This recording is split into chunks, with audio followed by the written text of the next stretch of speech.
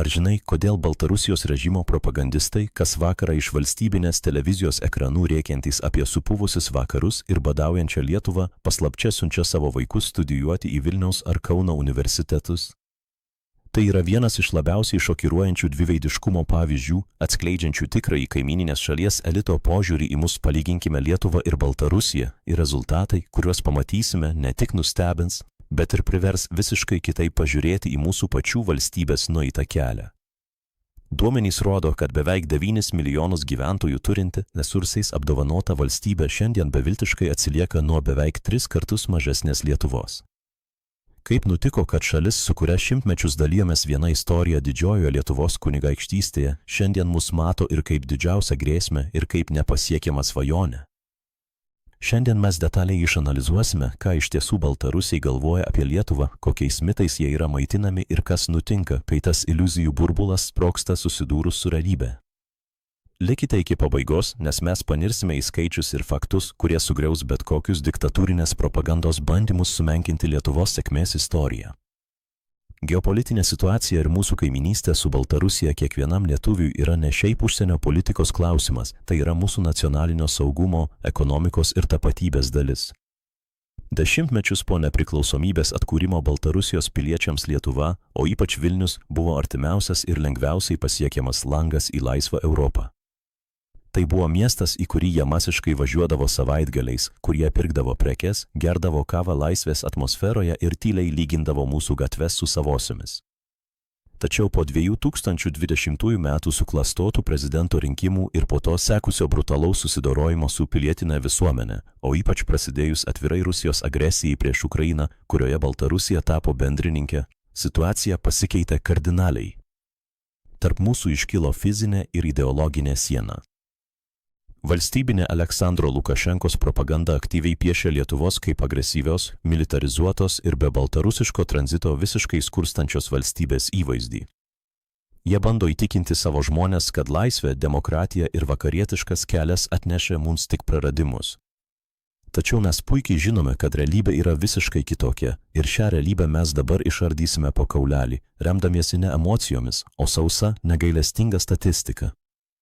Baltarusijos valstybinė žiniasklaida kasdien kuria alternatyvę realybę, kurioje egzistuoja 3 ar 4 pagrindiniai stereotipai apie Lietuvą.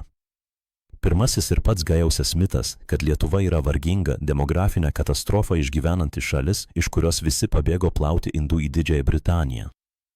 Antrasis stereotipas teigia, kad mes esame visiškai priklausomi nuo rytų rinkų ir be baltarusiškų trąšų bei medienos mūsų ekonomika tiesiog sugrius, o uostai ir geležinkeliai surūdys. Trečiasis naratyvas: Lietuva yra aklai vakarų komandas vykdanti marionetė, neturinti jokio suvereniteto, paversta NATO poligonu, kurio vienintelis tikslas yra pulti taikę Baltarusiją. Šie stereotipai nėra atsitiktiniai. Jie yra kruopščiai sukonstruoti KGB kabinetuose, siekiant vieno vienintelio tikslo – pateisinti savo pačių ekonominį ir socialinį atsilikimą. Diktatūrai gyvybiškai svarbu parodyti, kad kaimynai pasirinkę kitokį, laisvos rinkos ir demokratijos kelią neva kenčia. Jeigu baltarusiai patikėtų Lietuvos sėkme, tai reikštų tiesioginį nuosprendį visai planinės ekonomikos ir autokratijos sistemai, kurią Minskas statė 30 mečius. Šis stereotipas yra visiškas mitas, nes faktai rodo ką kita. Žiūrėkime į skaičius, kurie geriausiai atspindi ekonominę realybę. Lietuvos bendrasis vidaus produktas, tenkantis vienam gyventojui, šiandien svyruoja tarp 24 ir 26 tūkstančių eurų. Tuo tarpu Baltarusijoje šis rodiklis, net ir remiantis jų pačių išpūstą oficialią statistiką, yra bent 3 kartus mažesnis. Nors Baltarusijos gyventojų skaičius beveik 3 viršija Lietuvos, bendra mūsų šalies ekonomikos apimtis yra didesnė. Tai yra protų sunkiai suvokiamas efektyvumo skirtumas. Vidutinis atlyginimas Lietuvoje į rankas jau seniai viršijo 1200 eurų ribą ir toliau stabiliai auga, kai tuo tarpu Baltarusijoje vidutinis atlyginimas, pavertus į eurus, tesiekia kelis šimtus, o regionuose žmonės džiaugiasi gaudami ir 200 eurų per mėnesį. Skirtumas yra milžiniškas ne tik dirbantiesiems, bet ir pažeidžiamiausiams visuomenės sluoksniams. Vidutinė pensija Lietuvoje yra beveik 4 kartus didesnė nei Baltarusijoje. Kai Minsko propagandistai pasakoja apie neva skurstančius Lietuvos senolius, jie nutyli faktą, kad eilinio Baltarusijos pensininko pajamos vos leidžia sudurti galą su galu, perkant tik būtiniausius valstybės subsidijuojamus maisto produktus. Kitas propagandos ramstis – tranzitas.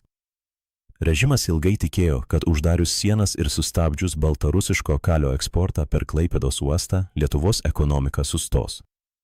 Realybė yra tokia, kad Lietuvos ekonomika net nekrūptelėjo ilgalaikėje perspektyvoje.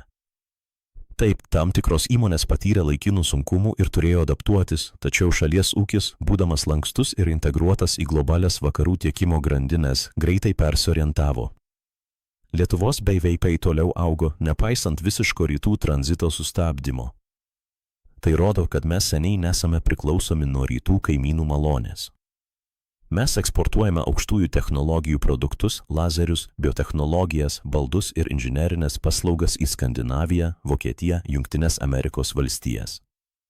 Tuo tarpu Baltarusijos ekonomika, praradusi prieigą prie vakarų rinkų ir technologijų, tapo absoliučiai priklausoma nuo Rusijos, paverčiant šalį tiesiog pigių resursų ir darbo jėgos priedėlių. Nepaisant šios masinės smegenų plovimo kampanijos, Baltarusiai, ypač tie, kurie turi prieigą prie nepriklausomos informacijos, puikiai supranta šių pareiškimų absurdą. Reakcijos, kai jie susiduria su tikrove, būna įvairios, tačiau dažniausiai jas lydi šokas ir gilus nusivylimas savo pačių valstybė.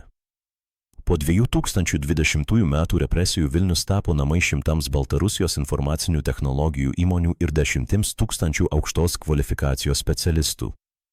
Šie žmonės atvykę į Lietuvą patyrė kultūrinį ir ekonominį šoką. Jie negali patikėti tuo, kokia paprasta ir skaidri yra Lietuvos mokestinė sistema, kaip greitai galima įkurti įmonę ir kokia išvystyta yra mūsų elektroninės valdžios infrastruktūra. Baltarusijos IT sektoriaus atstovai žavisi Lietuvos startuolių ekosistema, mūsų išaugintais vienaragiais, tokiais kaip Vinted ar Nord Security ir tuo, kad Vilniuje veikia vienas stipriausių finansinių technologijų fintech centrų visoje Europoje. Jiems tiesiog sunku suvokti, kad valstybė gali funkcionuoti ne kaip baudžiamasis aparatas, o kaip partneris padedantis verslui augti. Ši emocija, kurią jaučia laisvai mąstantys Baltarusiai Lietuvos atžvilgių, yra sudėtingas pagarbos, pavydo ir liūdesio mišinys. Jiems skauda, kad Lietuva, startavusi iš tos pačios sovietinės duobės 1990 metais, sugebėjo per 3 dešimtmečius tapti pilnateise ES ir NATO nare, užtikrinti savo piliečiams laisvę, saugumą ir aukštą gyvenimo lygį, kai tuo tarpu jie liko įstrigę po sovietinėme laike. Ekonominis kontrastas tarp laisvos rinkos ekonomikos veikiančios Lietuvoje ir komandinės nomenklatūrinės sistemos Baltarusijoje yra per daug akivaizdus, kad jį būtų galima ignoruoti. Paprasti Baltarusiai jaučia stiprią nostalgiją tiems laikams, kai galėjo lengvai gauti vizą į Rygą ar Vilnių, atvykti čia, nusipirkti kokybiškų prekių ir pajusti vakarietiško gyvenimo ritmą.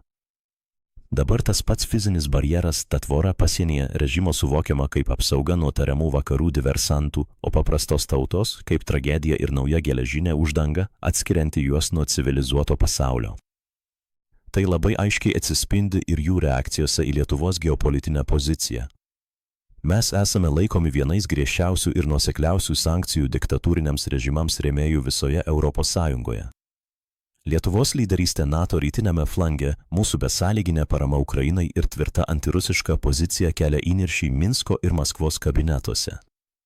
Jie bijo, nes Lietuva demonstruoja, kad net ir sąlyginai nedidelė valstybė, turinti aiškę vertybinę stuburą ir galingus sąjungininkus, gali daryti reikšmingą įtaką tarptautinėje arenoje. Oficialioje Baltarusijos retorikoje Lietuva dažnai vadinama Vašingtono balsu, tačiau už šios propagandos slypi elementari baimė.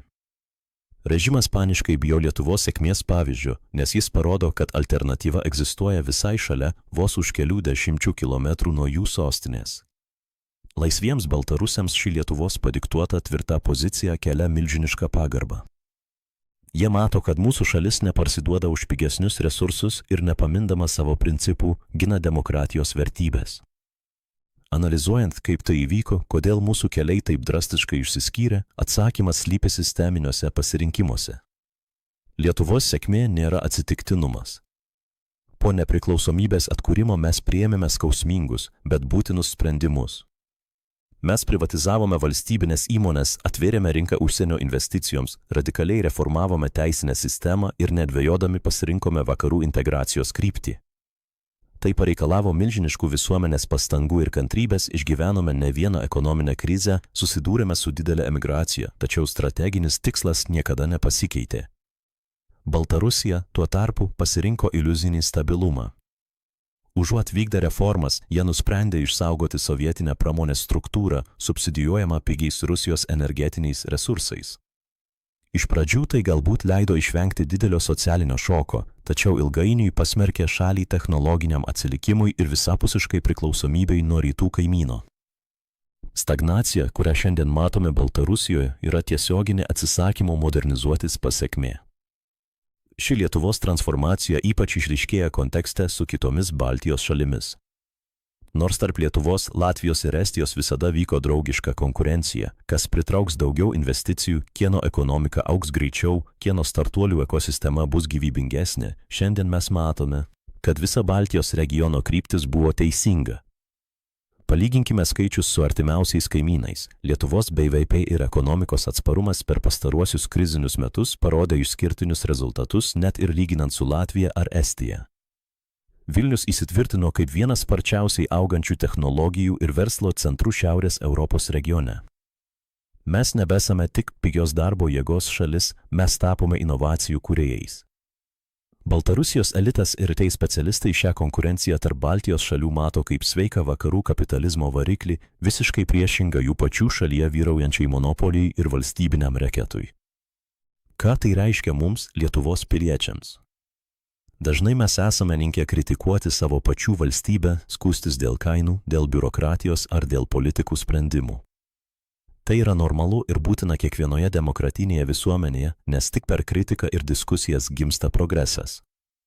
Tačiau, kai mes pažvelgiame už savo rytinės sienos, kai palyginame savo problemas su tomis, kurias kasdien sprendžia Baltarusiai, mes privalome suvokti, kokį milžinišką kelią nuėjome. Mūsų problemos, infliacijos suvaldymas ar sveikatos apsaugos sistemos optimizavimas yra vakarų pasaulio problemos. Kaimynų problemos yra bazinių žmogaus teisių, asmens laisvės ir elementaraus fizinio išlikimo klausimai. Tai turi kelti mums ne aroganciją, bet gilų pasididžiavimą savo valstybę ir tai žmonėmis, kurie prieš 30 metų priėmė teisingus geopolitinius sprendimus. Kartu tai reikalauja ir didžiulio budrumo. Baltarusijos diktatūros žlugimas greičiausiai nevyks per vieną naktį, o režimo agonija gali būti pavojinga aplinkinėms valstybėms. Migrantų krizė, hibridinės atakos, nuolatiniai branduoliniai grasinimai kartu su Rusija – tai yra realybė, su kuria mes turime gyventi. Siena, kurią mes pastatėme, yra ne tik fizinis barjeras, ji yra mūsų nepriklausomybės ir mūsų vakarietiško gyvenimo būdo apsaugos linija. Laisviems baltarusiams Lietuva išliks gyvų įrodymų, kad ištrūkti iš posovietinio mentaliteto ir tapti sėkminga vakarų valstybė yra įmanoma. Mes jiems esame ne šiaip kaimynai, mes esame jų pačių galimos, bet prarastos europietiškos ateities modelis. Ar situacija pasikeis? Ilgalaikėje perspektyvoje diktatūros visada pralaimi prieš laisvas ir atviras visuomenės, nes jos nesugeba prisitaikyti prie modernaus pasaulio iššūkių, nesugeba kurti inovacijų, o remiasi tik baime ir represijomis. Lietuvos sėkmė yra geriausias ginklas prieš šią baimę. Apibendrinant šią analizę, turime atsiminti kelis esminius faktus. Valstybė, kurioje gyvena 3 kart mažiau žmonių, kuria nepalyginamai daugiau gerovės, užtikrina kelis kart aukštesnės pajamas, pritraukia globalius verslus ir diktuoja geopolitinius tonus regione, nepaisant nesiliaujančios kaimyninės propagandos. Lietuvos ekonominis gyvybingumas ir atsparumas rytų tranzito praradimų įrodė, kad mūsų vakarietiškas pasirinkimas buvo ne tik vertybinis, bet ir pragmatiškai pats teisingiausias. Baltarusijos propaganda gali kiek nori pasakoti apie mūsų tariamą skurdą, tačiau faktai, ekonominiai rodikliai ir 10 000 baltarusių pasirinkusių kurti savo gyvenimą čia, Lietuvoje, liudija visiškai priešingai. Tai yra 2 skirtingų civilizacijų, 2 pasaulėžiūrų susidūrimas, kuriame laisvė ir atvirumas akivaizdžiai nugali izoliaciją ir baimę. Norėčiau sužinoti, ką jūs apie tai galvojate, ar dažnai susimastote apie šį milžinišką kontrastą tarp mūsų ir rytų kaimynų? Palikite savo nuomonę komentaruose, padiskutuokime apie tai, kokią įtaką ši situacija turės Lietuvos ateičiai per artimiausią 10-metį.